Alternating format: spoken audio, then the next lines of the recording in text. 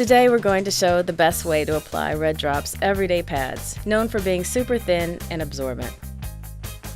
When you open the pad, make sure to keep the pad attached to the polka dot paper wrapper.